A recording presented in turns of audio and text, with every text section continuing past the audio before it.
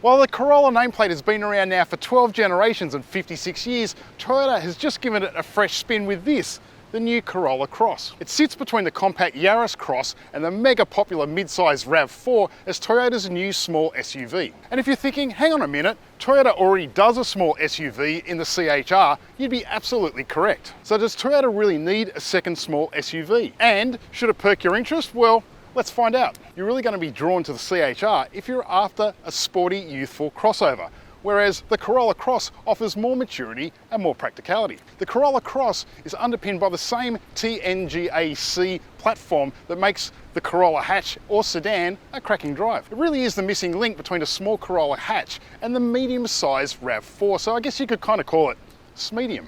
That's not to say you should expect a dour and boring drive. The key difference is that the Corolla Cross rides higher, has a roomier and more flexible cabin, and more boot space. It comes in 3 trim levels of base GX, mid-spec GXL, and this, the flagship Atmos.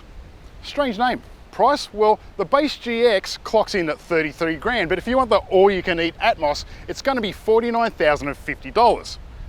Youch. Add the choice of petrol or petrol-electric hybrid engines and front or all-wheel drive, and it makes a total of 8 different flavours to choose from. The bullish pricing of the flagship Atmos is compensated for, to some degree, in nice features. So outside you get 18-inch wheels, a panoramic glass roof, and a powered hands-free tailgate as exclusives. It also carries over GXL goodies such as high-grade LED headlights, heated powered mirrors, and rain-sensing wipers. Inside, the Corolla Cross is unmistakably Toyota, and classic Toyota at that when it comes to overall design and some of the switchgear. But the Atmos does bring some premium touches such as leather-accented seats, a huge 12.3-inch digital driver's display, an advanced park assist with panoramic view monitor. Toyota's history with multimedia is patchy at best, but this new 10.5-inch touchscreen goes some way to atoning for past sins. The floating format might be a matter of taste, but it's chock full of features such as proprietary sat-nav, digital radio, and Apple CarPlay and Android Auto. The navigation is cloud-based, so you get real-time updates for things such as traffic conditions and weather. And it features trendy new voice recognition where you can control features using Hey Toyota commands or Hey Siri if you're using Apple CarPlay. You can also use your phone to remotely start the vehicle, unlock the doors, and activate the climate control, and more. The Corolla Cross offers a lot more headroom than the regular Corolla sedan,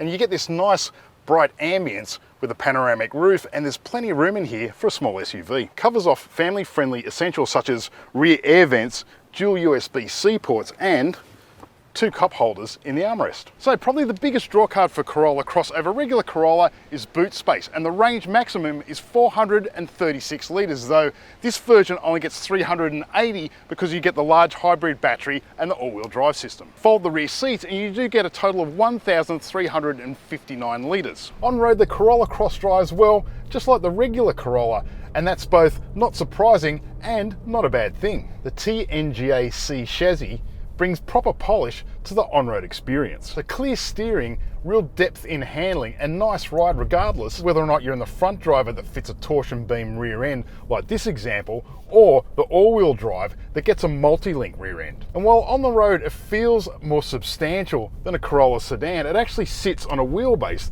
that's 60mm shorter. Then of course there's powertrains, and Corolla Cross offers a lot of choice, although none of it is turbocharged. Internal combustion is still naturally aspirated, and I think that Toyota is sticking with that because of reliability and that it helps to reduce running costs. So the range kicks off with a base 2-litre petrol engine that offers 126 kilowatts and 202 newton meters.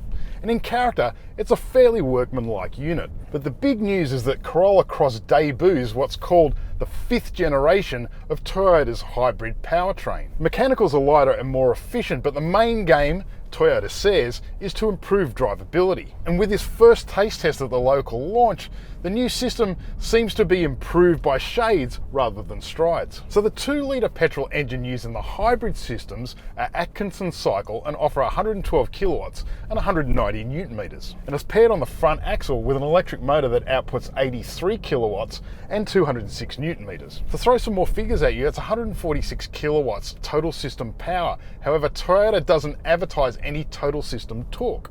The key advantage of the front drive hybrid system is it drops fuel consumption from 6 litres in the petrol to 4.3 litres for the front drive hybrid. Above that sits the hybrid all-wheel drive system, which adds another 30 kilowatt motor to the rear axle. So you get better drive and traction and a shade more performance, if to a slight penalty of consumption at 4.4 litres combined. So far, so mostly familiar, and again, the Corolla Cross drives very much like a larger and more airier Corolla sedan. It's quiet on the move, there's not a lot of tyre roar, and one of the big advantages is that outward visibility is much improved here compared with the usual hatch or sedan stock. It's smooth, quiet and quite engaging, so all of those key Corolla hatch and sedan hallmarks are there, but with a large glass area you get the extra benefit of improved outward visibility. In short, on-road Corolla Cross is everything that you want a Corolla to be, if in a larger size. If our first taste of the local launch is anything to go by, the new Corolla Cross is a solid, if quite predictable, offering. It is really what you expect and mostly surprise-free, except, well, the price of this version, which sails north of $50,000 drive away. But the sweet spot in the range, well, we're gonna have to get some of the other variants through our garage to find out. So that's what I think, but what about you? Put your thoughts in the comments below. Don't forget to subscribe while you're at it, and as always, thanks for watching Chasing Cars.